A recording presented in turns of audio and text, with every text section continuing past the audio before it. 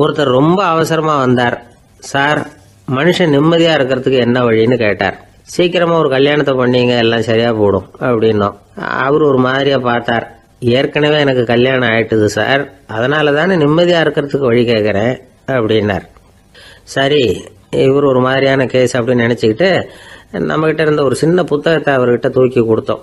இதை படிச்சு பாருங்கன்னு. கல்யாணத்துக்கு பிறகும் சந்தோஷமா இருக்கிறதுக்கு என்ன வழி அப்படிங்கிற கேள்விக்கு அந்த புத்தகத்துல விளக்கம் இருந்தது. கணவன் மனைவிக்குள்ள சிக்கல் வராம இருக்கிறதுக்கு அதுல சில வழிகளை சொல்லி கொடுத்துருக்குறாங்க. அதெல்லாம் என்னென்ன அப்படிங்கறத இப்ப பார்க்கலாமா? குடும்பம்னு இருந்தா கோபம் வரதான் செய்யும். அது வந்துட்டு போகட்டும், பரவாயில்ல. ஆனா அந்த கோபம் ஒரே நேரத்துல 2 பேருக்கும் வந்துடாம பாத்துக்கணும். ஒரு சமயத்துல யாராவது ஒருத்தர் தான் கோபப்படணும், அடுத்தவங்க அமைதியா இருக்கணும். அதுக்கப்புறம் இவர் அமைதியான உடனே அவங்க ஆரம்பிச்சுக்கலாம். கோபமா ஏதாவது சொன்னா உடனே கோபமா பதில் சொல்லக்கூடாது. கொஞ்சம் பொறுத்து கோபம் தீர்ந்த உடனே அந்த பதில சொல்லலாம். அப்போ பதில் கோபமா இருந்தா கூட அது அவ்வளவு பெருசா தெரியாது. அற்ப விஷயத்துக்கெல்லாம் காய்ச்சி மூச்சுன்னு கத்திட்டு இருக்க கூடாது. உங்க 2 பேருக்குள்ள ஒரு தர்க்கம் ஆரம்பமாயிட்டுதுன்னு வச்சுக்கோங்க. கடுமையா 2 பேரும் விவாதம் பண்றீங்க. உங்கள ஒருத்தர் இதுல ஜெயிக்கணும்னா அது நீங்களா இருக்க வேணாம், அடுத்தவங்க ஜெயிக்கிறதுக்கு நீங்க துணையா இருங்களேன். அப்படின்னா நீங்க கொஞ்சம் விட்டு கொடுக்கணும், அவ்வளவுதான். ஏதாவது குத்தம் சொல்லணுமா, செஞ்ச தப்ப சுட்டி காட்டணுமா, விமர்சனம் பண்ணணுமா, பண்ணுங்க, வேணான்னு சொல்லல. ஆனா சொன்னதை அப்படி சொல்றத கொஞ்சம் அன்பா இதமா சொல்லுங்க. எப்போ நடந்த தவறுகளை எல்லாம் இப்போ போய் மறுபடியும் ஞாபகப்படுத்திட்டு இருக்க வேண்டாம். நான் அப்பவே சொன்னேன் இந்த புடவை வேணாம்னு, நீங்க தான் கேட்கல, இப்ப பாருங்க கிழிஞ்சு போச்சு இப்படின்னு கத்துனாங்க ஒரு அம்மா. எப்போ சொன்னீங்கன்னு கேட்டா ஒரு 10 வருஷத்துக்கு முன்னாடி தீபாவளி சமயத்துல அப்படிங்கிறாங்க. அது என்ன இன்னும் அப்படியே புதுசாகவே இருக்கும்? உங்களுக்கு அவர் தான் பெருசு, அவருக்கு நீங்க தான் பெருசு. அதை விட இந்த உலகத்துல வேற எதுவும் முக்கியம் இல்லைன்னு நினைக்கணும். நீ தான் என்னுடைய உலகம்னு எத்தனை தடவை சொல்லியிருப்பீங்க? அதெல்லாம் வெறும் வசனமா போயிடக்கூடாது. ஏதாவது ஒரு பிரச்சனையை பத்தி கடுமையா விவாதம் பண்ணிட்டு இருக்கீங்க, அதை அப்படியே பாதியில விட்டுட்டு படுக்கைக்கு போயிடக்கூடாது. சொச்சத்தை நாளைக்கு பேசிக்கலாம்னு. அப்படி போனா தூக்கம் வராது. பிரச்சனையை ஒரு முடிவு பண்ணிக்கிட்டு அதுக்கப்புறமா தூங்க போகணும். ஒரு நாள்ல ஒரு தடவையாவது உங்க ஜோடியை பாராட்டி நல்ல விதமா கனிவா ஒரு வார்த்தை சொல்லணும் அப்படின்னு தீர்மானம் பண்ணீங்க. ஏதாவது தப்பு பண்ணிவிட்டீங்கன்னா பரவாயில்ல, அதை ஒத்துக்கிறதுக்கும் மன்னிப்பு கேட்கறதுக்கும் தயாரா இருக்கணும். அது ஒன்றும் கேவலம் கிடையாது. வீட்டுக்குள்ள தானே கேட்க போறீங்க, வெளியில யாருக்கு தெரிய போதும்? எப்படியோ உங்களுக்குள்ள ஒரு சமரசம் ஆனா சரிதான். ஒரு தகராறுன்னு எடுத்துக்கிட்டா குறைஞ்சபட்சம் அதுக்கு 2 பேர் தேவை. தனியாவே உட்காந்துக்கிட்டு நான் இப்ப தகராறு பண்ணிட்டு இருக்கிறேன் அப்படின்னு யாரும் சொல்ல முடியாது. 2 பேர் தகராறு பண்றாங்கன்னா பொதுவா அந்த 2 பேர்ல யாரு அதிகமா பேசுறாங்களோ அவங்க பேர்ல தான் தப்பு இருக்கும். அதை மனசுல வச்சுக்கணும். இதெல்லாம் தான் அந்த புத்தகத்துல போட்டிருக்கிற வழிமுறைகள். இவ்வளவும் சரியா வரலன்னா அப்புறமா சொல்லுங்க, வேற புத்தகம் ஏதாவது இருக்கான்னு தேடுவோம். ஒரு கணவன் தன்னுடைய மனைவியை அழைச்சிட்டு ஒரு மனோதத்துவ டாக்டர் கிட்ட வந்தாரா. டாக்டர், எங்களுக்கு கல்யாணம் ஆகி 30 வருஷ காலமா நாங்க ஒரு விஷயத்துல கூட ஒத்து போனதில்லை அப்படின்னு ஆரம்பிச்சார். உடனே அந்த அம்மா குறுக்கிட்டு, அது 30 வருஷம் இல்ல 32 வருஷம் அப்படின்னாங்களாம். இந்த உலகமே ஒரு நாடக மேடை, நாம எல்லாரும் நடிகர்கள். இது ஞானிகள் சொல்றது. இது ஒரு பக்கம் இருக்கட்டும். இந்த உலகத்துக்குள்ள எத்தனையோ நாடக மேடைகள், எத்தனையோ நடிகர்கள், எத்தனையோ நாடகங்கள். இதெல்லாம் எப்படி ஆரம்பமாச்சு? அதுதான் இன்னைக்கு தகவல். அதாவது ஆதி மனிதன் பேச ஆரம்பிக்கிறதுக்கு முன்னாடி சைகையாலேயே எல்லாத்தையும் சொல்லிட்டு இருந்தான். அதனால அப்பவே நடிப்பு ஆரம்பமாயிட்டுது. முதல்ல ஒரு வேட்டையத்தான் அவன் நடிச்சு காட்டியிருப்பான். இவன் எப்படி போனான், எதிரில் மிருகம் எப்படி வந்தது, அதோட எப்படி சண்டை போட்டான், எப்படி அடிச்சு கொண்டுகிட்டு வந்தான், இதை அப்படியே மற்றவங்களுக்கு நடிச்சு காட்டியிருப்பான். ஏன்னா மொழி கிடையாது. இந்த காலத்துல எல்லாம் நாடகங்கள்ல நடிக்கிறவங்கள நடிகர்கள்ங்கிறோம். ஒரு காலத்துல இவங்களுக்கு என்ன பேரு தெரியுமா? திஸ்பியர்கள் அப்படின்னு பேராம். இதுக்கு காரணம் உண்டு. அதாவது 2000 வருஷத்துக்கு முன்னாடி கிரீஸ் நாட்டுல திசிவியஸ் அப்படின்னு ஒரு ஆள் இருந்தான். அவன் ஒரு பெரிய நாடக கலைஞன். அவன் சில இளைஞர்களை சேர்த்துக்கிட்டான், பயிற்சி கொடுத்தான், நாடக குழுவை உருவாக்கினான். நடிகர்களையும் நாடகத்துக்கு தேவையான பொருள்களையும் ஏற்றிக்கிட்டு போறதுக்கு ஒரு வண்டியையும் தயார் பண்ணான். அந்த வண்டியிலேயே அவன் கிரேக்க நாடு பூராவும் சுத்தினான். ஊர் ஊரா நாடகம் போட்டான். ஒரு ஊருக்கு போனதும் அங்க நாடகம் நடத்த தியேட்டர் இருக்கா அப்படிங்கன்னு எல்லாம் பாக்குறது இல்ல அவன். ஏன்னா அப்போலாம் தியேட்டர்னா என்னன்னு தெரியாது. நாடகம்னா அது ஒரு மூடிய கொட்டைக்குள்ளதான் நடத்தணுங்கிறது அப்ப யாருக்குமே தோணல. இந்த வண்டி போகும், அதுவே ஒரு பகுதி அப்படியே ஒரு மேடை மாதிரி விரிச்சுக்கும். அதுல ஏறி நின்றுகிட்டு நாடகத்தை நடிச்சு காட்டுவாங்களாம். மக்கள்லாம் எதிரில் தரையில உட்காந்து அதை பார்த்துக்கிட்டு இருக்கிறது. உலகத்தின் முதல் நடமாடும் தியேட்டர் இதுதானா. இந்த திசைபிஎஸ் தான் முதலா உலகத்துல நாடகம்ங்கிற பொழுதுபோக்க நடத்தி காட்டினவன் அப்படின்னு சொல்றாங்க. அவன் சொந்தமா நாடகம் எழுதுனா, நடிச்சான், நாடகத்தை இயக்கினான். அதனாலதான் அவனை first man of the theatre அப்படின்னு சொல்லுவாங்க. அவன் தான் நாடக மேடையின் முன்னோடி. கிரேக்கர் காலத்திலேயே நாடக ஆசிரியர்கள், நடிகர்கள், ரசிகர்கள் இவங்கெல்லாம் உருவாயிட்டாங்களாம். நாடகத்தின் சரித்திரத்தில் இந்த 3 பிரிவும் ரொம்ப முக்கியம். அதாவது கிரேக்க தியேட்டர்கள்லாம் திறந்த வெளி மேடைகள் தான். பெரும்பாலும் மலைச்சரிவுகள், அதுவே படிப்படியாக பண்ணியிருப்பாங்க. கீழே அரைவட்ட வடிவில் மேடை, அதுக்கு ஆர்கெஸ்ட்ரான்னு பேர். பிற்காலத்தில் இதில் உட்காந்து இசைக்குழுவினர் வாய்ச்சதுனால இசைக்குழுவுக்கே ஆர்கெஸ்ட்ராங்கிற பேர் வந்துட்டுது. இப்போ கிரேக்க தியேட்டர்களில் ஒன்று, அதோட காலம் கிமு 340. அதை இன்னமும் பாதுகாத்து வச்சிருக்கிறாங்களாம். எபிடாரஸ் அப்படிங்கிற இடத்துல அது இருக்குதான். இன்னமும் அந்த தியேட்டரை பயன்படுத்திக்கிட்டு வர்றாங்களாம்.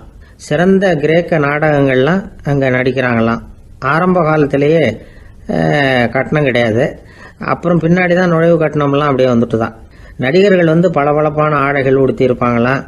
இந்த குதிகால் உயர்ந்த காலணிகள் போட்டிருப்பாங்களாம். இதெல்லாம் பழைய குறிப்புகள். பலவிதமான உருவங்களில் மாஸ்க் அப்படின்னு சொல்லப்படுற முகமூடி. அதனால ஒரே நடிகர் பல வேடங்களில் நடிக்கிறது உண்டான். ஆரம்பத்தில் பெண் நடிகர்கள் கிடையாது, எல்லாம் ஆண் நடிகர்கள் தான். ரோமானியர்கள் தான் முதல் நிரந்தர நாடக மேடையை கட்டினவங்க. அதுதான் முதல் தியேட்டர். கிமு 1048 காலகட்டத்தில் பாம்பிங்கிற நகரத்தில் அதை கட்டியிருக்கிறாங்களாம். கிரேக்க ரோமானிய தியேட்டர்களின் அடிப்படையிலேயே இந்த இத்தாலிய வடிவ அமைப்பாளர்கள் இந்த குதிரை லாட வடிவில் ஒரு ஆடிட்டோரியத்தை உருவாக்கினாங்களாம். இப்படி அதை பற்றி நிறைய தகவல் இருக்குது. 1576 லண்டனில் இந்த வின்ஸ்பர்ரி, அப்புறம் இந்த பில்ட்ஸில், அப்புறம் ஜேம்ஸ் இப்படிங்கிற ஒரு முயற்சியால் தான் இங்கிலாந்தில் முதல் தியேட்டர் உருவாச்சான். அப்படி ஒருத்தர் இருந்தாராம். உலக நாடக மேடையின் வரலாறு இதுதான். அதாவது இப்பெல்லாம் அறிவியல் வளர்ச்சி அதிகமாயிட்டுது. திரைப்படம், தொலைக்காட்சி எல்லாம் வந்தாச்சு. ஒவ்வொரு வீடுமே ஒரு குட்டி தியேட்டர் மாதிரி ஆயிட்டுது. தொலைக்காட்சி முன்னாடி உட்காந்து எழுந்திருக்கவே மனசு வர்றதில்ல.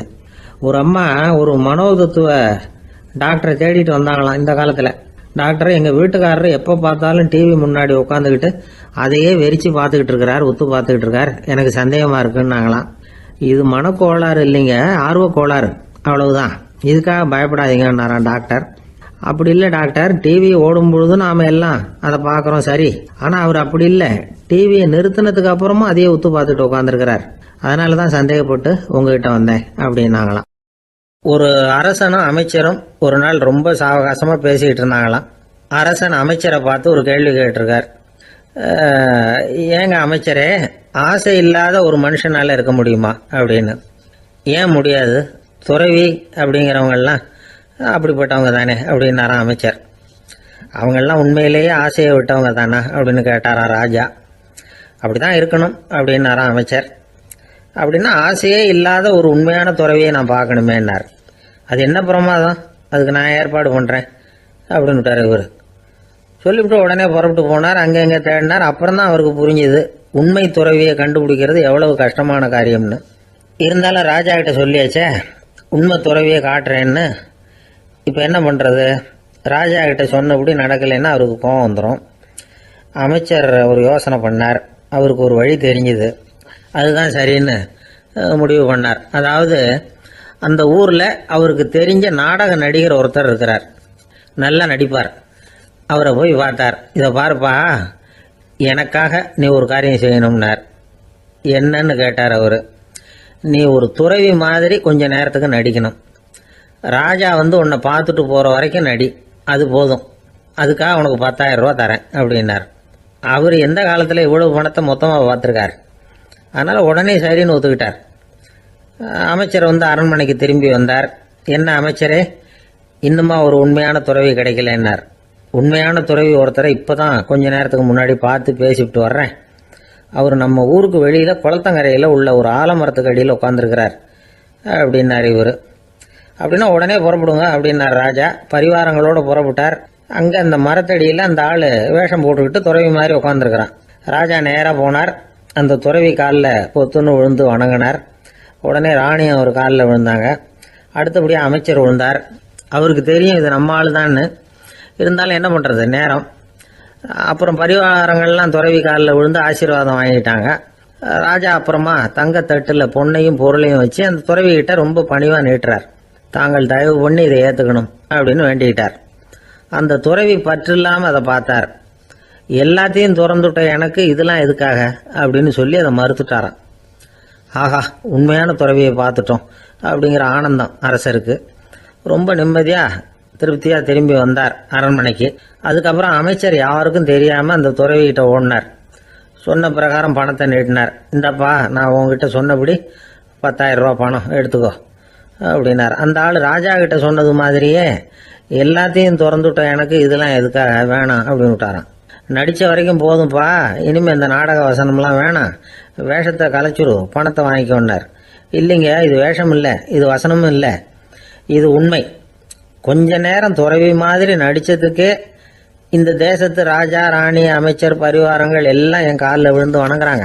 அப்படின்னா உண்மையான துறவியா இருக்கிறது எவ்வளவு பெருமையான விஷயம். நான் உண்மையான துறவியா ஆக போறேன், அப்படி முடிவும் பண்ணிட்டேன் அப்படின்னார் அந்த நடிகர். வேஷம் கூட எப்படிப்பட்ட விளைவுகளை உண்டு பண்ணுது பார்த்தீங்களா. நம்மால் ஒருத்தன் ரொம்ப வசதியாக தான் இருந்தான். ஒரு நாள் அவன் சொத்து பூரா திருட்டு போட்டுது. அதுக்கப்புறம் இவன் துறவி மாதிரி ஆயிட்டான்.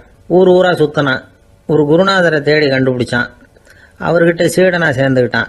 அவனை பார்த்து ஒருத்தர் கேட்டார், நீ உண்மையான சீடன் தானான்னு. இல்லைங்க, சீடன் மாதிரி நடிச்சுக்கிட்டு இருக்கிறேன் அப்படின்னா. அது குரு துரோகம் இல்லையா அப்படின்னு கேட்டார் அவர். இல்லைங்க, நான் பண்ணது குரு துரோகம் இல்லை, என் குரு பண்ணது தான் துரோகம். என்னுடைய பணத்தை கொள்ளையடிச்சது இவர் தான். அதை எங்க வச்சிருக்காருன்னு கண்டுபிடிக்கிறதுக்காக தான் இவர்கிட்ட வந்து சீடனா சேர்ந்துருக்கிறேன் அப்படின்னானா. அந்த ஆள் என்ன கண்ணா பண்ணான்னு திட்டி விட்டான் சார். அதை நினைச்சா எனக்கு ரொம்ப வருத்தமா இருக்கு அப்படின்னு சொல்லி கவலைப்பட்டார் ஒருத்தர். இதுல கவலைப்படுறதுக்கு என்ன இருக்குது அப்படின்னாரு ஒரு பெரியவர். அவர் ஒரு மகான். என்ன சார் இப்படி சொல்றீங்க, ஒருத்தர் நம்ம பார்த்து திட்டுனா வருத்தமா இருக்காதா அப்படின்னார். அது எப்படி வருத்தமா இருக்கும், திட்டுறதுங்கிறது என்ன, அது வெறும் சத்தம் தானே அப்படின்னார் அந்த பெரியவர். நம்ம ஆளுக்கு தலையை பிச்சுக்கலாம் போல இருந்தது. இருக்காது அப்படின்னா நமக்கு அப்படித்தானே தோணுது. அந்த பெரியவர் சொல்றது ரொம்ப பெரிய விஷயம். அதை நாம புரிஞ்சிக்க முயற்சி பண்ணலாம்னா நடைமுறை வாழ்க்கைக்கு அது ஒத்து வர்றது மாதிரி தெரிய மாட்டேங்குது. இருந்தாலும் அந்த பெரியவர் அதுக்கு என்னதான் விளக்கம் கொடுக்கறாருன்னு பார்ப்போமே. ஒரு ரயில் போயிட்டு இருக்கு, அதுல ஒரு சாது போயிட்டு இருக்கார். அந்த ரயில் அவர் ஹரித்வாரம் போயிட்டு இருக்கார். அவரு ரயில்ல ஏகப்பட்ட கூட்டம். நம்ம ஊர் ரயில் கேட்க வேணும், டிக்கெட் வாங்கிட்டு கொஞ்சம் பேர், வாங்காத கொஞ்சம் பேர். அது என்னத்துக்கு அனாவசியமா டிக்கெட் அப்படிங்கிற நினைப்புல பாதி பேர். இந்த கூட்டத்துக்கு மத்தியில அந்த சாதுவும் போயிட்டு இருக்கிறார். உட்கார்றதுக்காக இருந்த இடத்துல ஒரு ஆள் படுத்திருக்கிறான். கொஞ்சம் முரட்டு ஆசாமி. அவன் காலு பக்கத்துல கொஞ்சோண்டு இடம் பாக்கி இருந்தது.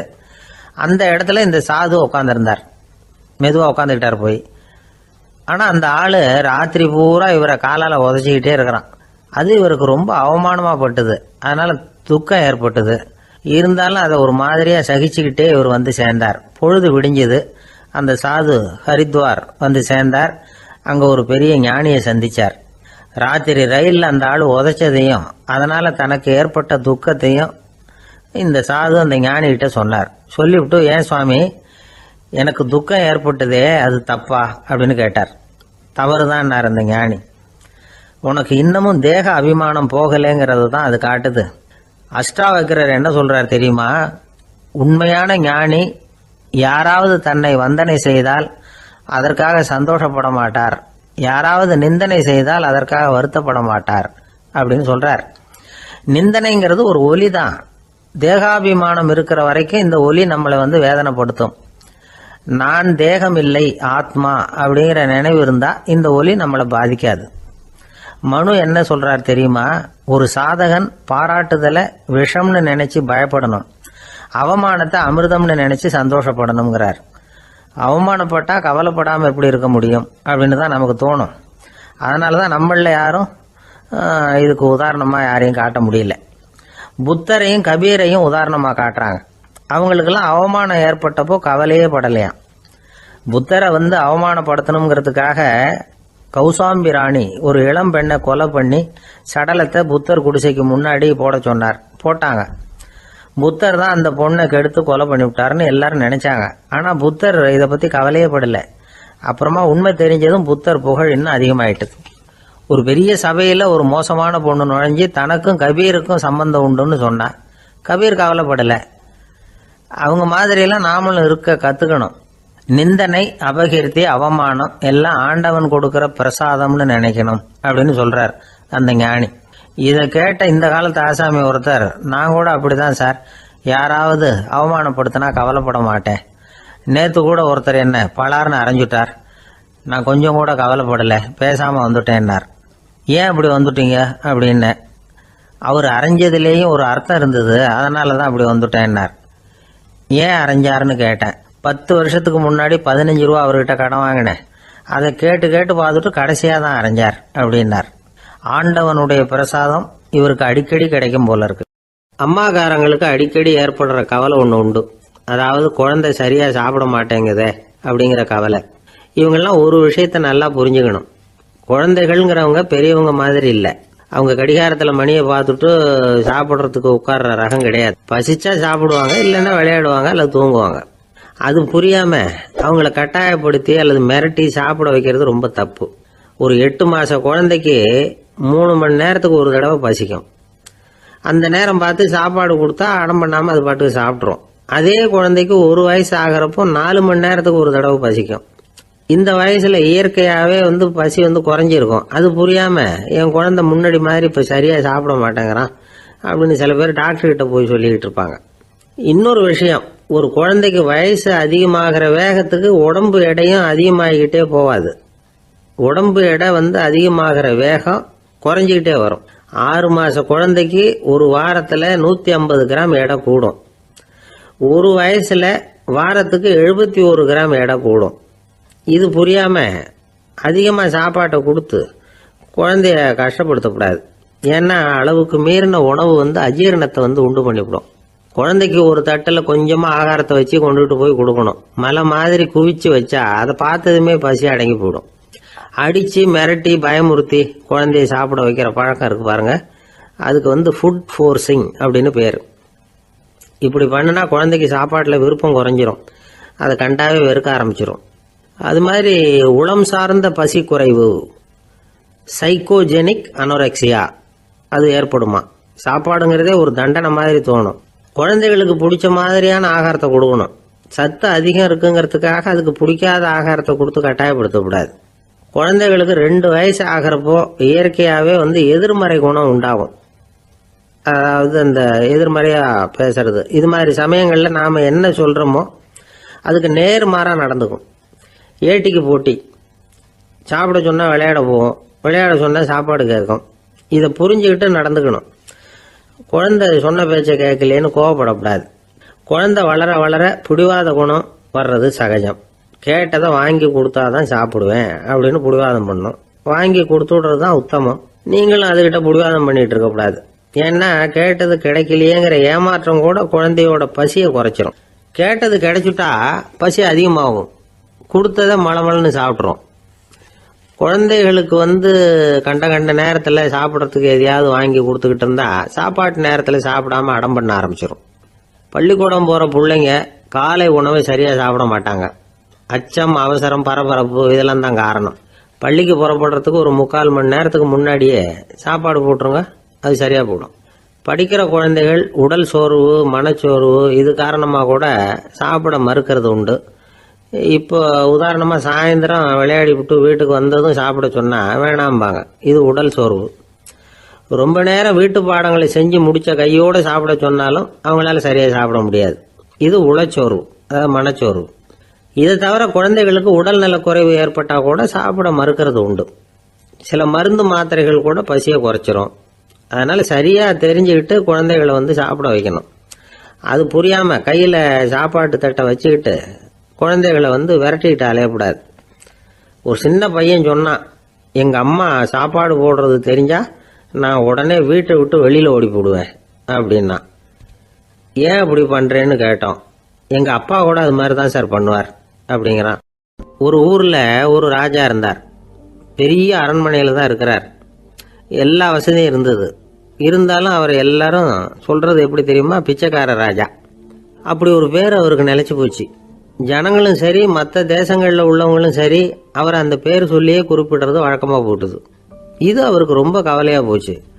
என்ன இது, நம்மளை தேடி வர்றவங்களுக்கெல்லாம் நாம் சோறு போடுறோம், நம்ம புகழ்ந்து பாடல் ஏற்றி கொண்டு வர்ற புலவர்களுக்கெல்லாம் அவங்க எப்படி வந்தாலும் ஒருவேளை சோறு போடணுங்கிறது உத்தரவு. இவ்வளவுலாம் செஞ்சும் நம்மளை போய் பிச்சைக்கார ராஜான்னு எல்லாரும் சொல்றாங்களே, அது ஏன், எதுக்காக இப்படி சொல்றாங்க? இதுதான் ராஜாவுக்கு குழப்பம். சரி, இதை பத்தி நம்ம அமைச்சர்கள் கிட்ட கேட்கலாமா அப்படின்னு யோசனை பண்ணார். இந்த விஷயத்த போய் அவங்க கிட்ட எப்படி கேட்கறதுன்னு அவருக்கு தயக்கமா இருந்தது. கௌரவ குறைச்சலா தெரிஞ்சது அவருக்கு. சரி, சாதாரண குடிமக்கள் கிட்ட இதை பத்தி கேட்கலாமா அப்படின்னு யோசனை பண்ணார். கேட்கலாம், ஆனா அவங்க யாரும் ராஜா முன்னாடி வந்து நின்று தைரியமா பேசக்கூடிய அளவுக்கு இல்லை. ராஜாவோட குழப்பம் நாளுக்கு நாள் அதிகமா போச்சு. கடைசியா அவர் ஒரு முடிவுக்கு வந்தார். அதாவது இதை பத்தி ஒரு பிச்சைக்காரங்கிட்டே கேட்டு பார்த்துட்டா என்ன. இதுதான் அவர் பண்ண முடிவு. உடனே மாறு வேஷம் போட்டுக்கிட்டு நகர்வலம் போனார். ஒரு பிச்சைக்காரனை கண்டுபிடிச்சார். இதை பாருப்பா, நம்ம ராஜாவை எல்லாரும் பிச்சைக்கார ராஜான்னே சொல்றாங்களே, அதுக்கு என்ன காரணமா இருக்கும் அப்படின்னு கேட்டார். அதுக்கு அவன் சொல்றான், இதுக்கான பதில இன்னும் ஒரு 30 நாள்ல சொல்றேன் அப்படின்னா. உடனே இவருக்கு சந்தோஷம். உண்மையை அவங்ககிட்ட சொன்னார். நான் வேற யாரும் இல்லை, நான் தான் இந்த நாட்டு ராஜா. இப்போ நீ என் கூடவே வந்துடு, அரண்மனையிலேயே தங்கிக்கோ. 30 நாள் கழிச்சு எனக்கு பதில் சொல்லிவிட்டு அதுக்கப்புறமா நீ போகலாம் அப்படின்னு சொல்லி அழைச்சிட்டு வந்துட்டார். அரண்மனையில் ஒரு மூலையில் அவன் தங்கறதுக்கு இடம் கொடுத்தார். தினம் 2 வேளையும் இவனுக்கு சோறு போடுங்க அப்படின்னு உத்தரவு போட்டார். ராஜா கொடுத்த இடத்துல போய் உக்காந்துக்கிட்டான் அந்த பிச்சைக்காரன். தினமும் அந்த அரண்மனையில் நடக்கிறதையெல்லாம் கவனிச்சுக்கிட்டு வந்தான். வேளைக்கு சாப்பாடு வரும், சாப்பிட்டுக்கிட்டு இருக்கான். இப்படி 30 நாள் முடிஞ்சுது. ராஜா வந்தார். என்ன, என்னோட கேள்விக்கு பதில் என்னன்னு கண்டுபிடிச்சிட்டியான்னார். கண்டுபிடிச்சிட்டேன்னா. என்ன எல்லாரும் பிச்சைக்கார ராஜான்னு சொல்றாங்களே, அது நியாயமா படுதா உனக்குன்னு கேட்டார். நியாயமா தான் படுது, சந்தேகம் இல்லாம நீங்க பிச்சைக்கார ராஜா தான். என்னதான் நீங்க வசதியோடவும் படைபலத்தோடவும் இருந்தா கூட நீங்க எங்க வர்க்கத்தை சேர்ந்த ஆசாமி தான் அப்படின்னு அடிச்சு சொல்லிவிட்டான் அந்த ஆள். எதனால் அப்படி சொல்றேன்னு கேட்டார் இவர். அரசே, ஒரு உண்மையை கண்டுபிடிச்சு சொல்றதா நான் உங்ககிட்ட சொன்னேன். நீங்க ராஜ பரம்பரைன்னா உடனே உங்க கழுத்துல கிடக்கிற முத்து மாலையை கழட்டி பரிசா கொடுத்துருப்பீங்க, பொன்னையும் மணியையும் கொடுத்துருப்பீங்க. ஆனா நீங்க அப்படி செய்யல. என்ன ஒரு மூலையில உட்கார வச்சு 2 வேளை சோறு போட சொன்னீங்க. உங்களை தேடி யார் வந்தாலும், யார் பாராட்டி பேசினாலும் அல்லது பிரச்சனைகளை சொன்னாலும் நீங்க செய்யற ஒரே காரியம் சோறு போடுறது தான். பிச்சைக்காரனுக்கு சோறு மட்டும்தான் உலகம். உங்க விஷயத்திலையும் நீங்க அப்படித்தான் நினைக்கிறதாக தெரியுது. நல்லா கவனிங்க. எந்த ஒரு பிரச்சனைக்கும் சோறு தான் முடிவுன்னு நினைக்கிறீங்க பாருங்க. நீங்க சந்தேகமில்லாத எங்களை சேர்ந்த ஆளுதான் அப்படின்னுட்டான் அந்த பிச்சைக்காரன். அதுக்கப்புறம் தான் அந்த ராஜா தன்னுடைய தவறுகளை எல்லாம் தேர்த்திக்கிட்டாராம். பசின்னு வர்றவங்களுக்கு சோறு தான் போடணும், அது தப்பு இல்லை. பாராட்ட வர்றவங்களுக்கெல்லாம் சோத்தையே போட்டு அனுப்புனா இப்படிதான் பேர் வரும். எனக்கு தெரிஞ்ச ஒருத்தர் தினமும் யாராவது ஒருத்தரை தன் வீட்டுக்கு அழைச்சிட்டு போவார், சாப்பாடு போட்டு அனுப்புவார். முன்னறிவிப்பு இல்லாம திடீர்னு ஒரு விருந்தாளியோட வீட்டில் போய் இவர் நிக்கிறது வழக்கம். அந்த அம்மாவும் இவருக்காக தயார் பண்ணி வச்சிருந்ததை இவர் அழைச்சிட்டு வந்திருக்கிற விருந்தாளிக்கு போட்டுருவாங்க. விருந்தாளி சாப்பிட்டுட்டு போனதுக்கு அப்புறம் இவர் மனைவி கிட்ட உனக்கு சிரமம் வேணாம் அப்படின்னு சொல்லிவிட்டு பக்கத்தில் உள்ள ஒரு ஹோட்டலுக்கு போய் காசு கொடுத்து சாப்பிட்டுட்டு வந்துருவார். பல நாள் இப்படி நடக்கும். ஒரு நாள் அவரை தனியா கூப்பிட்டுக்கிட்டு போய் ஏன் இப்படி பண்றீங்கன்னு கேட்டோம். அதுக்கு அவர் சொல்றாரு, எங்க வீட்டு சாப்பாட்டுல இருந்து தப்பிக்கிறதுக்கு எனக்கு வேற வழி எதுவும் தெரியல சார், அதனாலதான் இப்படி பண்ணிட்டு இருக்கிறேன் அப்படின்னார் ரொம்ப பரிதாபமா. ஆபீஸ் முடிஞ்சு வீட்டுக்கு போற சமயத்துல ஒருத்தர் கடைக்கு போய் ஸ்வீட் வாங்கினார். சரி, வீட்டுக்கு பிள்ளைங்களுக்கு தான் வாங்கிட்டு போறார் அப்படின்னு மற்றவங்க நினைச்சாங்க. அவர் அப்படி செய்யல. அந்த இடத்துலயே பொட்டலத்தை பிரிச்சார். திருட மாதிரி அப்படியே சுற்றி ஒரு தரம் பார்த்துக்கிட்டார். யாரும் தெரிஞ்சவங்க இல்லைங்கிறத முடிவு பண்ணிவிட்டு அவசரமாக அதை அப்படியே போட்டு முழுகிவிட்டு கையை தொடச்சிக்கிட்டு நல்ல பிள்ளை மாதிரி நடந்து போக ஆரம்பிச்சிட்டார். அவர் யாருன்னா, அவரோட பிரச்சனை எல்லாருக்கும் தெரியாது, சில பேருக்கு தான் தெரியும். அதாவது அவர் உடம்புல சர்க்கரை இருக்குன்னு டாக்டர் சொல்லிவிட்டாராம். அதனால் வீட்டில் சர்க்கரையே இவர் கண்ணில் காட்டுறதில்ல. அதனால் இவர் யார் கண்ணிலையும் படாமல் இப்படிப்பட்ட வேலைகள்லாம் செய்கிறது வழக்கம். யாருக்கும் தெரியாமல் இப்படி ஸ்வீட்டை வாங்கி சாப்பிட்டுட்டு அவர் பாட்டுக்கு போயிடுறது. இப்படிப்பட்டவங்களுக்கெல்லாம் கொஞ்சம் ஆறுதலான தகவல் இன்னைக்கு. அது என்னென்னா, நாம் சாப்பிட்ற சர்க்கரைக்கும் நம்ம உடம்புல உள்ள சில கோளாறுகளுக்கும் அப்படி என்ன தான் சம்மந்தம் இருக்குது. இதை பற்றி சமீபத்தில் சில ஆராய்ச்சிகள்லாம் நடந்திருக்குது. ஏன்னா சர்க்கரைன்னாவே விஷம் மாதிரி அதை பார்க்குறவங்களும் சில பேர் உண்டு. சின்ன பிள்ளைங்களுக்கு வயத்தில் பூச்சி உண்டாகிறதுலேருந்து பெரியவங்களுக்கு நீரிழிவு வர்ற வரைக்கும் எல்லாத்துக்கும் சர்க்கரை தான் காரணம்னு சொல்லிகிட்டு இருக்கிறோம். ஆனால் அந்த அளவுக்கு பயப்பட வேண்டிய அவசியம் இல்லை அப்படின்னு சொல்கிறாங்க. சர்க்கரை வியாதி, இருதய நோய், பித்த நீர் பை நோய், இதெல்லாம் வந்து சில நோய்கள்லாம் நாம் சாப்பிட்ற சர்க்கரைக்கும் தொடர்பு இருக்குன்னு நினைக்கிறோம். ஆனால் அப்படி சம்பந்தம் உண்டுங்கிறதுக்கு போதுமான அளவுக்கு ஆதாரம் இல்லை அப்படிங்கிறாங்க ஆராய்ச்சியாளர்கள். ஒரே ஒரு சம்பந்தம் தான் உறுதியாக இருக்குதான். அதுவும் இந்த பல் சிதைவு அப்படின்னு இருக்கு இல்லையா, அந்த சர்க்கரை சாப்பிட்றதுக்கும் இந்த பல் சிதைவுக்கும் சம்பந்தம் இருக்குது அப்படிங்கிறத மட்டும் உறுதியாக சொல்கிறாங்க. சர்க்கரைன்னா நாம் சாப்பிட்ற ஜீனி மட்டும் இல்லை, பழம், காய்கறி, பால், தேன், இப்படி எல்லாத்துலேயும் அது இருக்குது. கேரட்டு கொடுக்குற சத்தில் 88% சர்க்கரை, ஆப்பிள் கொடுக்குற சக்தியில் 95% சர்க்கரை. இது ஜீனி சர்க்கரை, இது ஆப்பிள் சர்க்கரை அப்படிங்கிற வித்தியாசம்லாம் உடம்புக்கு கிடையாது. ரெண்டுமே உடனடியாக வந்து சக்தி கொடுக்குது. ஒரு ஸ்பூன் சர்க்கரையில் வந்து 16 கலோரி தான் சத்து இருக்குது. அதிகமாக சர்க்கரை சாப்பிட்டா நீரிழிவு வந்துருங்கிறது தப்பான ஒரு அபிப்பிராயம். டயபெட்டிஸுங்கிறது ஒரு மெட்டபாலிக் டிசார்டர், அவ்வளவுதான். அதாவது நாம் சாப்பிட்ற சர்க்கரையை நம்ம உடம்பு திறமையாக உபயோகப்படுத்திக்க முடியல அப்படின்னு அர்த்தம். அதனால தான் அதிகமாக இனிப்பு வேணாம்னு சொல்கிறோம். ஏற்கனவே உடம்பால் முடியாத ஒன்றை மறுபடியும் அது தலையில் சுமத்தி அதிகமாக வேலை வாங்க வேணாமே அப்படிங்கிறதுக்காக தான். ஆகாரத்தில் அதிகமாக சர்க்கரை இருந்தால் அதனால் உடனே சர்க்கரை வியாதி வந்துடும்ங்கிறதுக்கு விஞ்ஞான ரீதியாக போதுமான ஆதாரம் இல்லை. அதனால் எப்போவாவது அதிகமாக ஸ்வீட்டு சாப்பிட்டுட்டா ஐயோ அதிகமாக சாப்பிட்டோமோ என்ன பண்ண போகுது தெரியலையே அப்படின்னு நினச்சி மனசை போட்டு குழப்பிக்க வேண்டியதில்லை. பொதுவாக எதுவுமே அதிகமாக வேண்டாம், எல்லாம் சீராக இருந்தால் போதும். நீரிழிவுங்கிறது புதுசாக வந்துட்ட ஒரு நோய் இல்லை, ரொம்ப காலமாகவே இருக்கிற ஒன்று தான். நம்ம முன்னோர்கள் இதை மதுமேகம் அப்படின்னு சொல்லுவாங்க. அதை கட்டுப்படுத்துறதுக்கு அவங்களே சில வழிமுறையை சொல்லி வச்சுருக்கிறாங்க. அது என்னென்னா வேறு ஒன்றும் இல்லை, இந்த பாவக்காய், முள்ளங்கி, அருகம்புல், அவ்வளவுதான். வெள்ளை முள்ளங்கி இருக்குல்ல, அதை வாரத்துக்கு 3 நாள் சாப்பிட்டுக்கிட்டு வாங்க. நூலுக்கோல் ரொம்ப நல்லது. இல்லைன்னா முள்ளங்கி சாறு 1 ounce சாப்பிட்டுட்டு வரலாம். ரத்தத்தில் சேர்கிற சர்க்கரை அளவை இதெல்லாம் கட்டுப்படுத்துது. சிறுநீரில் காணப்படுகிற சர்க்கரை அளவையும் சமநிலைப்படுத்துது. தினமும் ஆகாரத்தில் கோதுமை, கேழ்வரகு, வெந்தயம், கருவேப்பிலை, சோயாபீன்ஸ் எது கிடைக்குதோ சேர்த்துக்கலாம். இப்படிலாம் செஞ்சுக்கிட்டு வந்தால் அப்புறம் வீட்டுக்கு தெரியாமல் கடையில் போய் நின்றுக்கிட்டு ஸ்வீட் வாங்கி திருட்டுத்தனமாக சாப்பிட வேண்டிய அவசியமே உங்களுக்கு வராது. 2 ஆசாமிகள் கடற்கரையில் உட்காந்து சாவகாசமாக பேசிக்கிட்டு இருந்தாங்களாம். ஒருத்தர் சொன்னார், இன்னொருத்தருக்கு தெரியாமல் ஸ்வீட்டு சாப்பிட்றதே எப்பவும் வந்து இடைஞ்சல் தான் சார். நேற்றுக்கு பாருங்கள் அப்படி தான் சாப்பிட்டுக்கிட்டு இருந்தேன், வீட்டுக்காரி கண்ணில் போட்டுவிட்டுது, அதுக்கப்புறம் ஒரே ரகலையாக போச்சு அப்படின்னாரா. எனக்கு கூட அப்படி தான் சார் ஆகிட்டுது, ஒரே ரகலை அப்படின்னாரா இன்னொருத்தர். நீங்கள் சாப்பிட்டதும் உங்கள் வீட்டுக்காரங்க கண்ணில் போட்டுவிட்டுதா சார் அப்படின்னு கேட்டிருக்காரு இவர்.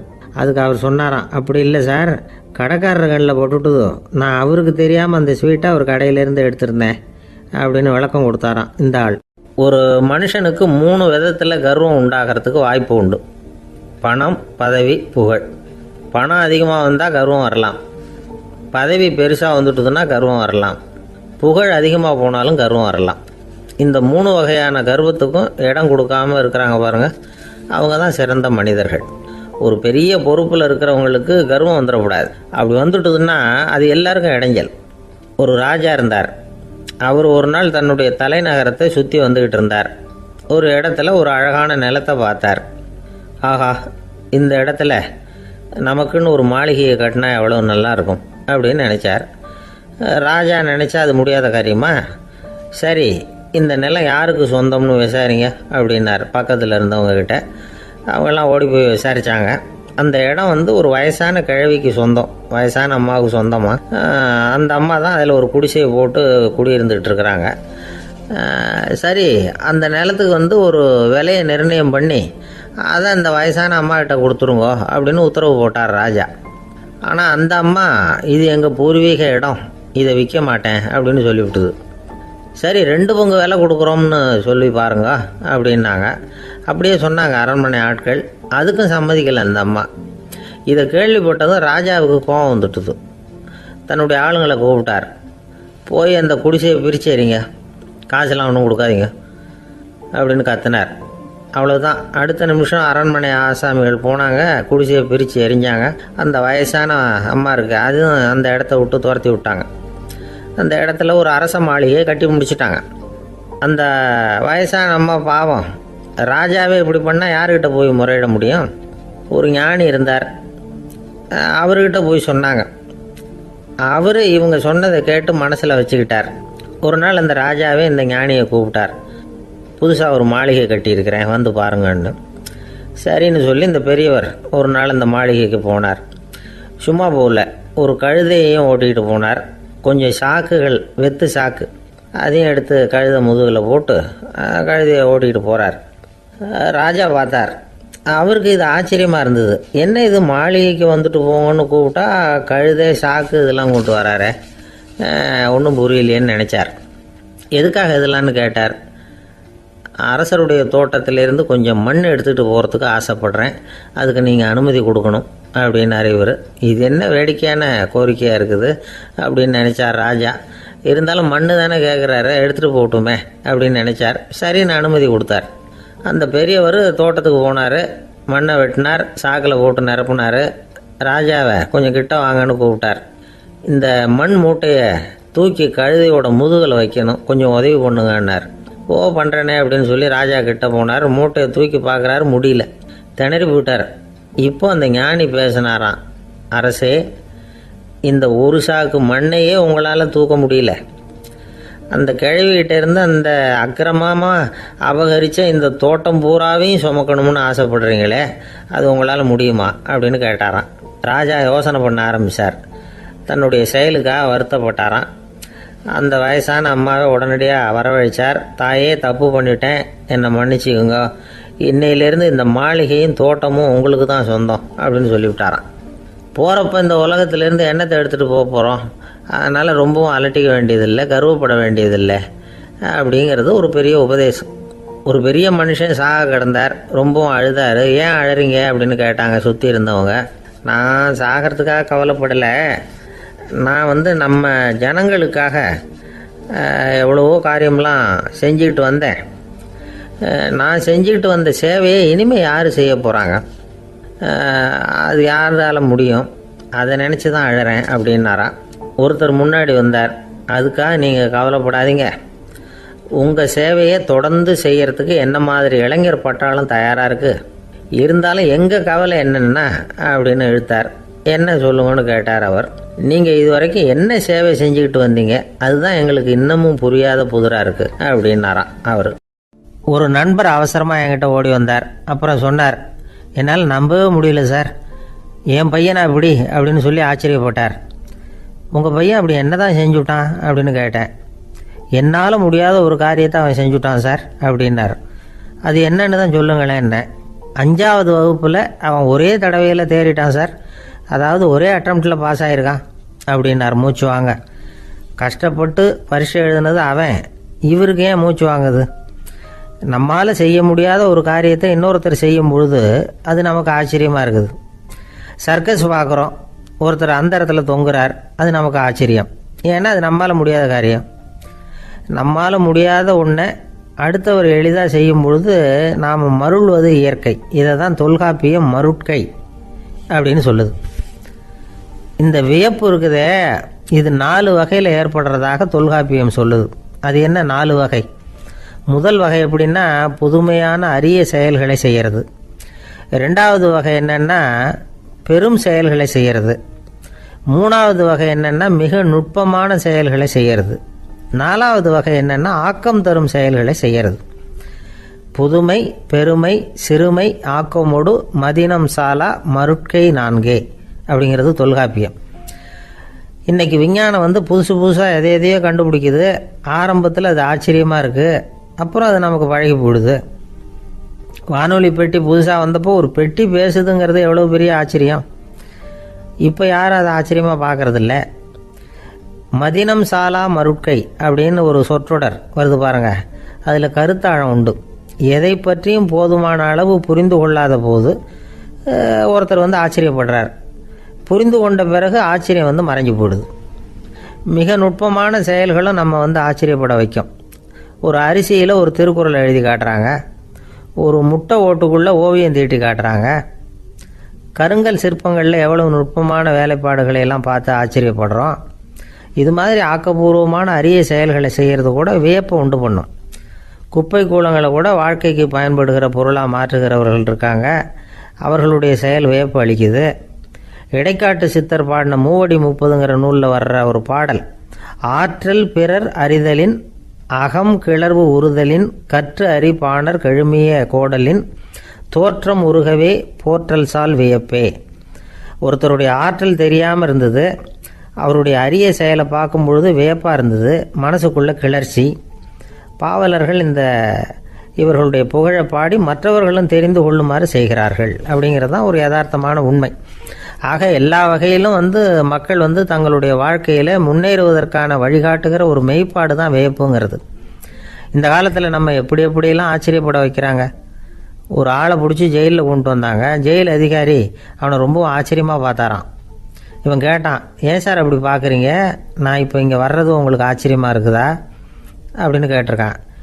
இதுக்கு ஜெயில் அதிகாரி சொல்லியிருக்கார், நீ இப்போ இங்கே வந்ததில் எனக்கு ஒன்றும் ஆச்சரியம் இல்லைப்பா, ஏற்கனவே நீ இங்கேருந்து விடுதலையாகி போய் 6 மாதம் ஆச்சு, இவ்வளவு லேட்டாக வர்றியே அதுதான் எனக்கு ஆச்சரியமாக இருக்குது அப்படின்னாராம். ஒரு அம்மா தெருவில் உட்காந்து என்னத்தையோ தேடிட்டு இருக்கிறாங்க. அந்த அம்மா ஒரு சூஃபி ஞானி. அவங்க பேர் என்னன்னா ரபியா அல் அடாவியா. அந்த அம்மாவுக்கு கண் கூட தெளிவாக தெரியாது. அந்த பக்கமாக வந்த சில பேர் இவங்களுக்கு உதவி செய்கிறதுக்காக வந்தாங்க. என்ன தேடிட்டு இருக்கிறீங்க அப்படின்னு கேட்டாங்க. இதுக்கு அந்த அம்மா, அந்த கேள்வி அவ்வளோ முக்கியத்துவம் இல்லை, நான் தேடிட்டு இருக்கிறேன், உங்களால் முடிஞ்சால் எனக்கு உதவி பண்ணலாம் அப்படின்னாங்களாம். உதவி செய்ய வந்தவங்களுக்கு ஆச்சரியம். எதை தேடுறோங்கிறது தெரியாமல் இப்படி ஏன் நேரத்தை செலவழிக்கிறீங்க, நாங்கள் எப்படி உங்களுக்கு உதவ முடியும், எங்களுக்கு ஒன்றும் புரியலையே அப்படின்ட்டுருக்காங்க. சரி, உங்களை திருப்தி பண்ணுறதுக்காக சொல்கிறேன், ஒரு குண்டூசி தொலைஞ்சி போச்சு, அதை தேடுறேன் அப்படின்னாங்களாம் அந்த அம்மா. அதுக்கப்புறம் இவங்களும் சேர்ந்து தேட ஆரம்பிச்சிட்டாங்க. கொஞ்ச நேரம் ஆச்சு, ஒன்றும் கிடைக்கல. உதவி செய்ய வந்தவங்களும் அழுத்து போட்டாங்க. அப்புறம் கேட்டாங்க, பாருங்கம்மா, இது ரொம்பவும் பெரிய தெரு, அகலமான தெரு, அதனால் குறிப்பாக நீங்கள் எந்த இடத்துல அந்த குண்டூசியை தொலைச்சிங்க அதை சொல்ல முடியுமான்னாங்களாம். இதுக்கு அந்த அம்மா, நீங்கள் மறுபடியும் அர்த்தமில்லாத கேள்வியை கேட்குறீங்க, உங்கள் கேள்விக்கும் நான் தேடுறதுக்கும் என்ன சம்மந்தம்னாங்களாம். இதை கேட்டதும் அவங்க ஒரு மாதிரி ஆயிட்டாங்க. என்னம்மா நீங்கள் பைத்தியம் மாதிரி பேசுகிறீங்க அப்படின்னாங்களாம். சரி, உங்களை மறுபடியும் திருப்திப்படுத்துறதுக்காக சொல்கிறேன், அதை நான் எங்கள் வீட்டில் தொலைச்சுட்டேன் அப்படின்னாங்களாம். அப்புறம் எதுக்காக இங்கே தேடிட்டு இருக்கிறீங்க அப்படின்னு கேட்டிருக்காங்க. ஏன்னா இங்கே தான் வெளிச்சம் அதிகமாக இருக்குது, அங்கே வீட்டுக்குள்ளே இருட்டாக இருக்குது, அதனால் இங்கே தேடுறேன், வெளிச்சம் உள்ள இடத்துல தானே தேட முடியும் அப்படின்னாங்களாம் அந்த ஞானி. இந்த கதைக்கு என்ன அர்த்தங்கிறத பெரியவங்க சொல்கிறாங்க. அதாவது இந்த தேடுதல்ங்கிறது ஒரு வியாதி. அது நம்ம சதா அலைய வைக்கும், பைத்தியமாக மாற்றுறதுக்கு முயற்சி பண்ணோம். ஒரு காலம் அது நிறைவு அடையவே அடையாது. வாழ்வுங்கிறது ஒரு புரிந்து கொள்ள முடியாத சதா இயங்கி கொண்டிருக்கிற ஒரு செயல். அதுக்கு ஆரம்பமும் இல்லை, முடிவும் கிடையாது. எதையோ தேடணும் அப்படிங்கிற உந்துதல் நமக்குள்ளே இருக்கும், ஆனால் குறிப்பாக எதை தேடிட்டு இருக்கிறோம் அப்படிங்கிறது புரியாது. அப்படி ஏதாவது ஒன்றை தேடி அடைஞ்சிடுறோம்னு வச்சுக்கோங்க, உடனே ஒரு அதிருப்தி வந்துடும். அதனால் வாழ்க்கைங்கிறது சலிப்பு நிறைந்தது அப்படிங்கிற எண்ணத்தை உண்டாக்கிக்கிறோம். ஒன்று அடைஞ்சதுக்கு அப்புறம் இன்னொன்று தேட ஆரம்பிச்சிருவோம். ஆக இந்த தேடல்ங்கிறது நாம் ஒன்று அடைஞ்சாலும் அடையாவிட்டாலும் தொடர்ந்து நடந்துக்கிட்டு தான் இருக்கும். இதுக்கு முடிவே கிடையாது. இந்த உண்மையை நாம் நல்லா புரிஞ்சுக்கணும் அப்படிங்கிறது பெரியவங்களுடைய கருத்து. ஏழையும் தேடுறான், பணக்காரனும் தேடுறான், நோயாளியும் தேடுறான், நோய் இல்லாதவனும் தேடுறான், அதிகாரம் உள்ளவனும் தேடுறான், அதிகாரம் இல்லாதவனும் தேடுறான், முட்டாளும் தேடுறான், அறிவாளியும் தேடுறான். ஆனால் யாரும் இதை தான் தேடி சாதிக்க போகிறோம், இதுதான் முடிவு அப்படின்னு திட்டவட்டமாக சொன்னதில்லை. ஒன்று அடைஞ்சதும் இன்னொன்று தேட ஆரம்பிச்சிடுறாங்க, அவ்வளோதான். அதாவது உங்களின் தேடுபவர் உங்கள் உள்ளே தான் இருக்கிறார், அவரை தேடி கண்டுபிடியுங்கள். இதுதான் ஞானிகள் நமக்கு சொல்லுகிற ஒரு ஆலோசனை. நம்மால் ஒருத்தன் ஜெயிலில் இருந்தான். இன்னொரு கைதி அவனை பார்த்து கேட்டான், ஏன்பா உன்னை பார்க்குறதுக்கு வெளியிலேருந்து யாருமே இங்கே வர்றது இல்லையே, உனக்கு சொந்தக்காரங்களே கிடையாதா அப்படின்னு கேட்டானா. ஏன் இல்லை, எனக்கு சொந்தக்காரங்க நிறைய பேர் உண்டு, அவங்க என்னை பார்க்க வராததுக்கு காரணம் வேற அப்படின்ட்டுருக்கான் இவன். என்ன காரணம்னு கேட்டான் அவன். அதுக்கு இவன் சொன்னானா, அதுக்கு என்ன காரணம்னா அவங்க எல்லாரும் இங்கே உள்ளேயே இருக்கிறாங்க அப்படின்னானா. ஒரு ஆசாமி வேகமாக ஓடிக்கிட்டு இருந்தான். ஏன் இப்படி ஓடுறேன்னு கேட்டார் இன்னொருத்தர். அங்கே ஒரு ஆள் அடிபட்டு கிடக்கிறான், அதை பார்த்தேன், உடனே ஓடுறேன்னா. எங்கேன்னு கேட்டார். ஆஸ்பத்திரிக்குன்னா. ஒரு ஆள் அடிபட்டு கிடக்கிறத பார்த்தா உடனடியாக நாம் செய்ய வேண்டியது முதல் உதவி, அதுக்கப்புறம் தான் ஆஸ்பத்திரி. இன்றைக்கி விபத்துங்கிறது சர்வசாதாரணமாக நடந்துக்கிட்டு இருக்குது. வாகன விபத்து, வெடிகுண்டு விபத்து, தீ விபத்து, கட்டடம் சரியறது, பூகம்பம், இப்படி நிறைய நடக்குது. ஒரு விபத்தை பார்த்துட்டா நம்மளில் பல பேர் நமக்கு என்னத்துக்கு வம்புன்னு ஒதுங்கி போயிடுறதும் உண்டு. சில பேர் துணிஞ்சு கிட்ட போய் உதவி செய்கிறதும் உண்டு. அப்படி உதவி செய்ய நினைக்கிறவங்களுக்கு உபயோகப்படுற தகவல் இது. விபத்தில் காயமடைஞ்சவங்களை 3 பிரிவாக பிரிக்கலாமா. முதல் வகை கொஞ்சம் சீரியஸானது, உயிருக்கு உடனே ஆபத்து தரக்கூடியது. மூளை காயம், முகம், கழுத்து காயங்கள், இருதயம், நுரையீரல் காயங்கள், வயத்தில் உள்ளுறுப்பு காயங்கள், அதிகப்படியான இரத்தப்போக்கு, இதனால எல்லாம் பாதிக்கப்பட்டிருந்தால் அது முதல் வகை அப்படின்னு நாமளே மனசுக்குள்ளே முடிவு பண்ணிக்கணும். இவங்களுக்கெல்லாம் உடனடியாக முதல் உதவி கொடுக்கணும். தாமதப்படுத்தாமல் ஆஸ்பத்திரிக்கு கொண்டுகிட்டு போயிடணும். இப்படி கொஞ்சம் எச்சரிக்கையாக நடந்துக்கிட்டால் அவங்களில் பல பேரை காப்பாற்றி போடலாம். 2வது வகை எப்படின்னா, முதல் உதவி விரைவாக கிடைச்சா உயிர் பிழைக்கக்கூடிய மார்பு காயங்கள், கைகால் எலும்பு முறிவு, இடுப்பு முதுகெலும்பு காயம், சீரான இரத்த சேதம், இப்படிப்பட்டவங்களை 2வது வகையாக பிரிக்கணும். ஆபத்து இல்லாத சிராய்ப்புகள், சிறு காயங்கள், இரத்த உறைவுகள், இதனால் பாதிக்கப்படுறவங்க 3வது வகை. ஒருத்தர் தலையில் அடிபட்டு நினைவு விழுந்துட்டாருன்னு வச்சுங்க, அவருக்கு வாந்தி வர்றதுனால புறையேறி மூச்சு அடைப்பு உண்டாகும். இப்படி ஆகாமல் இருக்கிறதுக்காக தலையை ஒரு பக்கமாக சாய்ச்சி வைக்கலாம். நாடி துடிப்பையும் இதய துடிப்பையும் தொட்டு பார்க்கணும். அது குறைஞ்சிருந்தாலும் சரி, நின்று இருந்தாலும் சரி, அவர் மார்பை நிமிஷத்துக்கு 80 தடவை உள்ளங்கையால் அழுத்தி இதய துடிப்பை மீட்கிறதுக்கு உதவி பண்ணணும். கழுத்தில் காயம்பட்டாலும் ஆபத்து அதிகம். கழுத்துக்கு அடியில் ஒரு துண்டை மடித்து வைக்கலாம். 2 பக்கமும் சின்ன தலையணை அல்லது துணி மடிப்புகளை வச்சு கழுத்தை அதிகமாக அசையாமல் பார்த்துக்கலாம். முதுகெலும்பு முறிஞ்சிருக்குமோ அப்படிங்கிற சந்தேகம் இருந்ததுன்னா அவரை அதிகமாக அசைய விடக்கூடாது. அதிகமாக அசைஞ்சால் தண்டு இடத்துல பாதிப்பு ஏற்பட்டு கைகால் விளங்காமல் போயிடும். அவரை ஒரு கனமான போர்வை இல்லைன்னா பாயில் படுக்க வச்சு 4 பேர் மெதுவாக தூக்கி மருத்துவ உதவிக்கு அனுப்பி வைக்கலாம். கையெலும்பு முறிஞ்சிருந்தால் முறிஞ்ச பாகத்தை உடம்போடு சேர்த்து அசையாமல் கட்டி போடலாம். கால் எலும்பு முறிஞ்சிருந்தால் மற்ற காலோடு சேர்த்து கட்டி போடலாம். முறிஞ்ச பாகம் தொங்காமல் பார்த்துக்கணும். அப்போ தான் வீக்கம் உண்டாகாமல் இருக்கும். வெட்டு காயம், குண்டடிப்பட்ட காயம், இதிலெல்லாம் ரத்தப்போக்கு அதிகமாக இருக்கும். ரத்தம் வெளியேற ஆபத்து அதிகம். சுத்தமான துணியை பல மடிப்புகளை மடித்து காயத்தின் மேலே வச்சு அழுத்தமாக ஒரு 10 நிமிஷம் பிடிச்சிக்கணும். ரத்தம் நின்ன உடனே காயத்துக்கு கட்டு போடலாம். சில சமயம் காயம்பட்ட பாகத்தை உயரமாக தூக்கி பிடிச்சிக்கிட்டா தான் ரத்த கசிவு நிற்கும். இந்த விவரங்களையெல்லாம் கொஞ்சம் மனசில் வாங்கி வச்சுக்கிட்டோம்னா சமயத்தில் உதவும். ஏன்னா இந்த காலத்தில் விபத்து எந்த ரூபத்தில் எப்போ வரும்னு யூகிக்கவே முடியல. நண்பர் ஒருத்தர் சொன்னார், நேற்றுக்கு பாருங்கள் சார், என் கண்ணு முன்னாடியே ஒரு சின்ன விபத்து நடந்ததுன்னார். என்னன்னு விசாரித்தோம். ஒரு பஸ்ஸில் வந்துக்கிட்டு இருந்தேன். அந்த பஸ்ஸில் பின்பக்கம் படி ஓரமாக நின்றுக்கிட்டு இருந்த ஒருத்தர் ரோட்டில் விழுந்துட்டார். டிரைவர் அதை கவனிக்கலை, நிறுத்தாமல் அவர் பாட்டுக்கு போகிறாருனார். கண்டக்டர் உடனே விசில் கொடுத்து பஸ்ஸை நிறுத்த வேண்டியது தானே அப்படின்னோம். அதுதான் சார் முடியாமல் போச்சுன்னார் அவர். ஏன்னு கேட்டாங்க. தவறி கீழே விழுந்ததே அந்த கண்டக்டர் தான் சார் அப்படிங்கிறார். ஒரு நாள் ராமர் அரசவையில் உட்காந்துருக்கிறார். ராமராஜ்யம் நடந்துக்கிட்டு இருந்த நேரம். அந்த சமயத்தில் ஒரு நாய் அரச சபைக்கு வந்துதான். அது தலையில் அடிபட்டு ரத்தம். அந்த கோலத்தில் அது அங்கே வந்தது. எல்லாரும் ஆச்சரியமாக அதை பார்த்தாங்க. ராமரும் அந்த நாயை பார்த்தார். நீங்கள் வந்த காரியம் என்ன நடந்தது, எதுவாக இருந்தாலும் பயப்படாமல் சொல்லு அப்படின்னார். உடனே அந்த நாய் மெதுவாக சொல்ல ஆரம்பிச்சுதான். ஐயா, நான் தெருவில் போய்கிட்டு இருந்தேன். வழியில் ஒருத்தர் வந்தார்.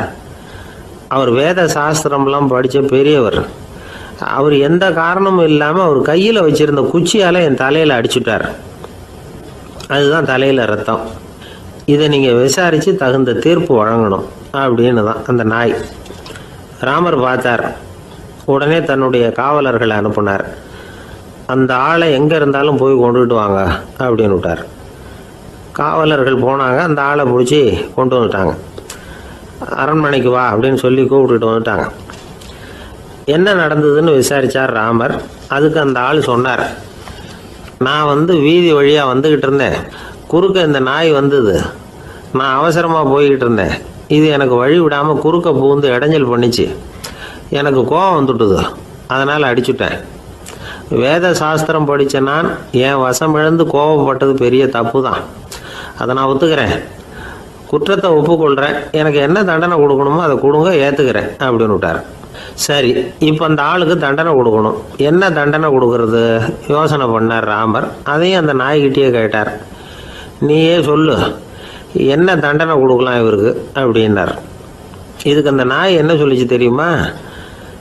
இவரை ஏதாவது ஒரு கோயிலுக்கு தர்மகர்த்தாவாக நியமனம் பண்ணிவிடுங்க, அதுதான் இவருக்கு சரியான தண்டனை அப்படின்னுது.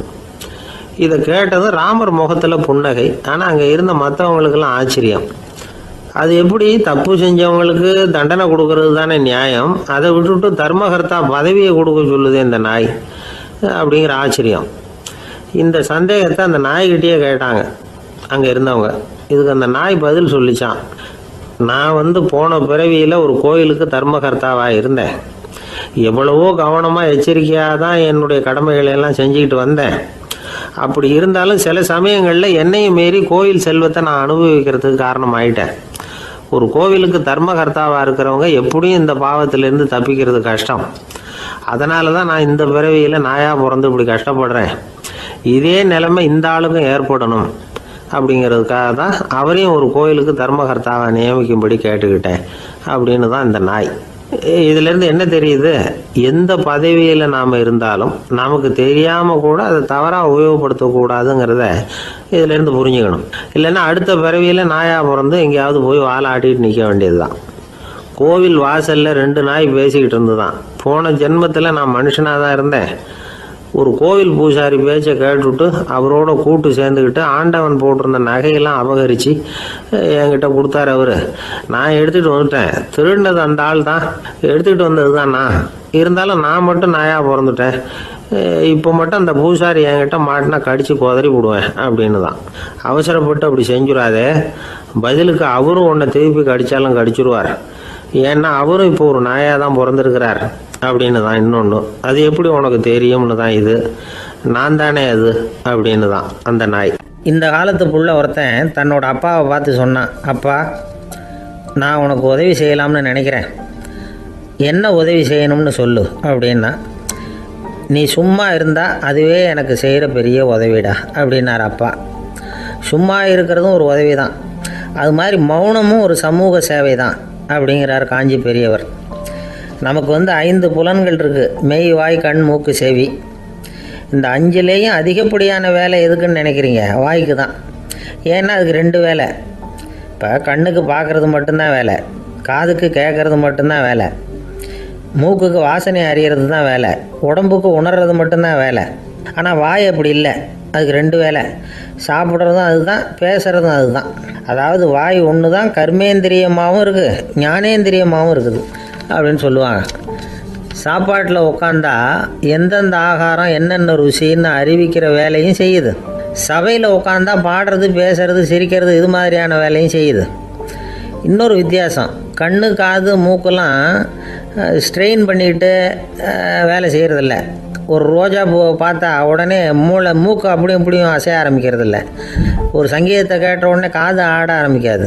ஆனால் வாய் அப்படி இல்லை, அது பேசினாலும் சரி சாப்பிட்டாலும் சரி அசைஞ்சு தான் ஆகணும். ஆக மற்றதை விட வாய்க்கு வேலை ஜாஸ்தின்னு தெரியுது. சாப்பிட்றது, பேசுறது அப்படின்னு 2 காரியம் அதுக்கு. இப்படி 2 காரியம் இருக்கிறதுனால அது 2ஐயும் பாதியாக குறைச்சிக்கணுங்கிறது கடவுள் அபிப்பிராயமாக இருக்கணும் அப்படிங்கிறார் காஞ்சி பெரியவர். ஆனால் இப்போ நாம் அப்படியா நடந்துக்கிறோம்? அதுக்கு நேர்மாறாக நடந்துக்கிறோம்.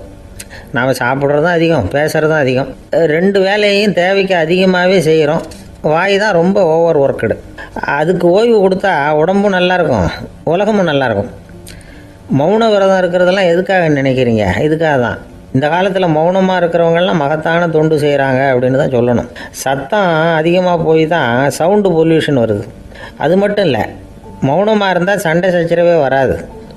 மௌனம் கலக நாஸ்தி. ஆக இதுவும் ஒரு சமூக சேவை தான்.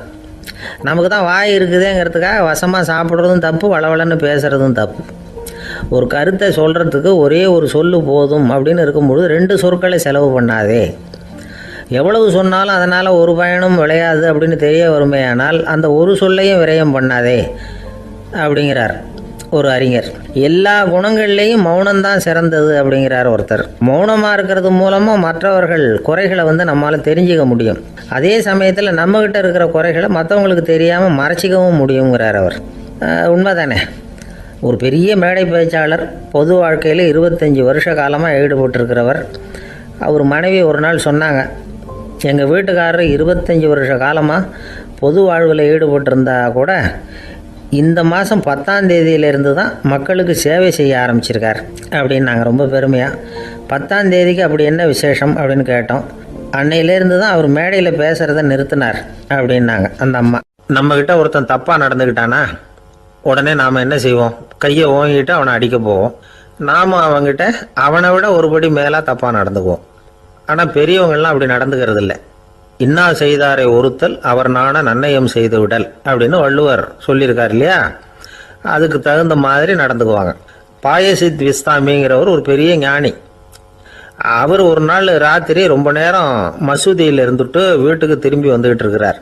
வழியில் ஒரு குடிகாரன், அவன் கையில் ஒரு இசைக்கருவி, அதை கண்ணா பின்னான்னு மீட்டிக்கிட்டு வாய்க்கு வந்தபடி என்னத்தையோ பாட்டுன்னு நினச்சிக்கிட்டு பாடிக்கிட்டு அவன் பாட்டுக்கு கிடக்கிறான் வழியில். அதோடு இருந்தாலும் பரவாயில்ல, அந்த பக்கமாக வழியில் போகிறவங்க வர்றவங்களையெல்லாம் பார்த்து கண்ணா பின்னான்னு திட்டிக்கிட்டு இருக்கிறான், ரொம்ப வளர்க்குறான்.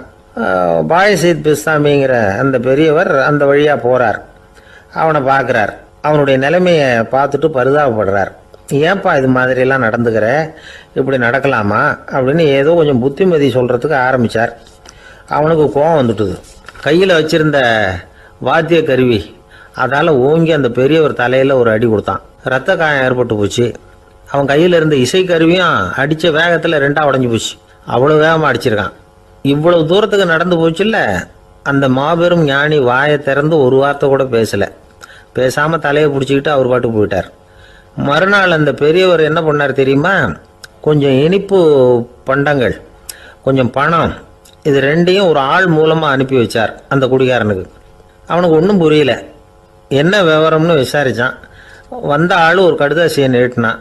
அதில் விவரம் இருந்தது. ஞானி எழுதியிருக்கிறார், இதை பார்ப்பா, உங்களுடைய இசைக்கருவி உடையறதுக்கு என்னுடைய தலை காரணமாக ஆயிட்டுது. அதுக்காக நான் ரொம்ப வருத்தப்படுறேன்.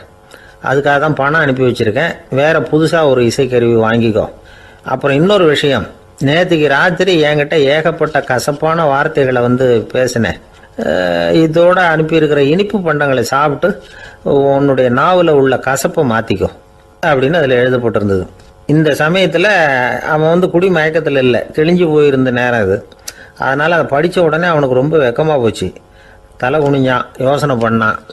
கொஞ்ச நேரத்தில் தன்னுடைய நண்பர்கள் சில பேரையும் கூப்பிட்டுக்கிட்டு நேராக அந்த ஞானி இருக்கிற இடத்துக்கு ஓடினான்.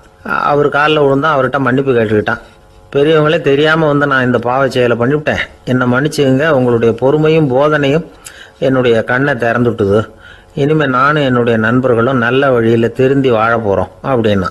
ஞானி செய்த நன்னயம் குடிகாரனை எப்படி திருத்திருக்கு பார்த்தீங்களா? இந்த கதையை கேட்டுவிட்டு ஒருத்தர் சொன்னார், என் வாழ்க்கையில் கூட அப்படி ஒரு சம்பவம் நடந்தது சார்.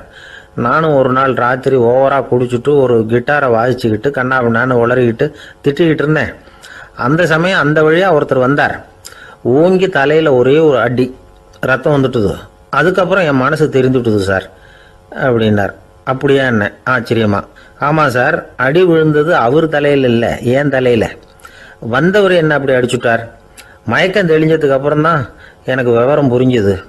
அவர் ஒரு போலீஸ்காரர் அப்படின்னார் ரொம்ப சோகமாக. அந்த ஆளுக்கு பேச தெரியாது, அவர்கிட்ட கொஞ்சம் எச்சரிக்கையாக நடந்துக்கோ அப்படின்னு சொல்கிறது உண்டு. அப்படின்னா என்ன அர்த்தம்? அவர் இன்னமும் குழந்தையாகவே இருக்கிறாரு, இன்னும் பேச்சு வரலன்னு அர்த்தம்? அப்படி இல்லை, அவருக்கு நாகரிகமாக பேச தெரியலன்னு அர்த்தம். பேசுறதுங்கிறது மனுஷனால் மட்டுமே முடியக்கூடிய ஒரு காரியம்.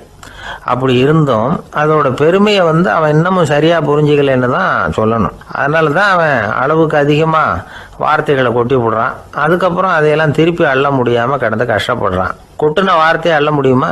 ஒருத்தரை இன்னைக்கு பார்த்து முட்டாள்னு திட்டி விடுறீங்க, நாளைக்கு மறுபடியும் அவர்கிட்ட போய் நேற்றுக்கு ஒன்று முட்டாள்னு சொல்லிவிட்டேன், அந்த வார்த்தையை திருப்பி கொடு, வாங்கிட்டு போயிடுறேன் அப்படின்னு நான் சொல்ல முடியும்? அவன் கோபக்காரனாக இருந்தால் நேற்றுக்கே அதை வேறு விதமாக உங்களுக்கு திருப்பி கொடுத்துருப்பான். உலகத்தில் எவ்வளவோ ஜீவராசிகள் இருக்குது, அதுக்கெல்லாம் வாய் இருக்குது. அந்த வாயெல்லாம் எதுக்கு உபயோகம்? சாப்பிட்றதுக்காக. ஆனால் நமக்கு இருக்கிற வாய் சாப்பிட்றதுக்காக மட்டும் இல்லை, பேசுகிறதுக்காகவும் தான். பேச முடியலன்னா வாய் இருந்தால் கூட அது வாயில்லா ஜீவன் தான். ஒரு பையனை பார்த்து அது வாய் உள்ள புள்ள பொழைச்சிக்கும் அப்படின்னா மற்ற பையன்களுக்கெல்லாம் முகத்தில் வாயே இல்லைன்னு அர்த்தம். அப்படி இல்லை, அந்த பையன் கொஞ்சம் கெட்டிக்காரத்தனமாக பேசுவான்னு அர்த்தம். அதனால் எப்படி பேசணும் அப்படிங்கிறத நாம் முக்கியமாக தெரிஞ்சுக்கணும். இதுக்கு 8 விதமான குறிப்புகளை நம்ம பெரியவங்க சொல்லியிருக்கிறாங்க. பேச்சுக்கு 8 அங்கங்கள் உண்டு அப்படின்னு அவங்க சொல்கிறாங்க. அதெல்லாம் என்னென்ன அப்படின்னா உண்மை, நன்மை, அன்பு, நிதானம், இனிமை, ஆழம், சமயம் அறிதல், சபை அறிதல். இந்த 8 தன்மையும் பேச்சில் இருக்கணுமா. இதையே கொஞ்சம் விவரமாக சில பேர் போர்டில் எழுதி வச்சுருப்பாங்க. அதாவது எழுத்துலையாவது அதெல்லாம் இருக்கட்டுமே அப்படின்னு நினச்சி நீங்கள் கூட சில இடங்களில் இதை பார்த்துருக்கலாம். அதாவது உண்மையே பேசுக, நன்மையே பேசுக, அன்பாக பேசுக, நிதானமாக பேசுக, இனிமையாக பேசுக, ஆழமுடையதாக பேசுக, சமயம் அறிந்து பேசுக, சபை அறிந்து பேசுக, இப்படி எழுதி வச்சுருப்பாங்க. இந்த 8 அம்சமும் சரியாக பொருந்தி இருந்தால் தான் அது பேச்சு. மற்றதெல்லாம் பேச்சாகிடாது. பேச்சு ஒரு சிறந்த கலை. எல்லாத்தையும் விட பேசாமல் இருந்தும் பழகணும், அது ரொம்ப முக்கியம். உண்மையே பேசணும். சத்தியத்துக்கு மதிப்பு கொடுக்குறவங்கள தான் சரித்திரம் மதிக்கும். உண்மை பேசினா மட்டும் போதாது, அந்த உண்மையில் நன்மை கலந்துருக்கணும். கொலைகாரனுக்கு பயந்துக்கிட்டு ஒருத்தன் உங்கள் வீட்டுக்குள்ளே ஒளிஞ்சிருக்கிறான். அந்த முரட்டை ஆசாமி கையில் அறிவாளோடு வந்து அவங்க வந்தானான்னு உங்ககிட்ட கேட்குறான்னு வச்சுங்க. உண்மை தான் உயர்வு தரும் அப்படின்னு நினச்சிக்கிட்டு ஆமாம் உள்ளே தான் இருக்கிறான், அடுப்பங்கரையில் குதிருக்கு பின்னாடி உட்காந்துருக்கிறான், போய் பிடிச்சிட்டு போங்க அப்படின்னு சொல்லுவீங்க. அது நன்மை இல்லாத உண்மை. அதனால் பிரயோஜனம் கிடையாது. அதே மாதிரி உங்கள் பேச்சில் அன்பு இருக்கணும், நிதானம் இருக்கணும், இனிமை இருக்கணும், சிந்தித்து பேசணும், சமயம் அறிந்து பேசுகிறதும் முக்கியம். அதை பற்றி நமக்கு வேறு யாரும் சொல்லிக் கொடுக்க வேண்டியதில்லை. எந்த நேரத்தில் யாருக்கிட்ட எப்படி பேசினா காரியம் நடக்கும் அப்படிங்கிறது நமக்கு நல்லா தெரியும். அது கைவந்த கலை. அவை அறிந்து பேசுகிற திறமை பேச்சாளர்களுக்கு ரொம்ப அவசியம். அது இல்லைன்னா நிலைமை பரிதாபமாயிடும். ஒரு பேச்சாளர் ரொம்ப மும்முரமாக பேசிக்கிட்டே இருந்தாராம்.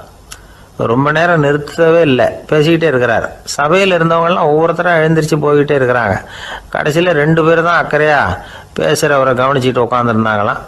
மேடையில் பேசிக்கிட்டு இருந்தவர் அவங்கள பார்த்து சொன்னாராம், எனக்கு கூட்டம் முக்கியம் இல்லை, எவ்வளவு பேர் என் பேச்சை கேட்குறாங்க அப்படிங்கிறது முக்கியம் இல்லை. நீங்கள் 2 பேராவது ஊக்கமாக என்னை கவனிச்சிக்கிட்டு உட்காந்துருக்குறீங்க, அது போதும். உங்களுக்காகவே நான் பேசிக்கிட்டு இருக்கிறேன் அப்படின்னார். இதை கேட்டதும் உட்காந்துருந்த 2 பேரில் ஒருத்தர் எழுந்திருச்சு, அப்படி இல்லைங்க, நாங்கள் 2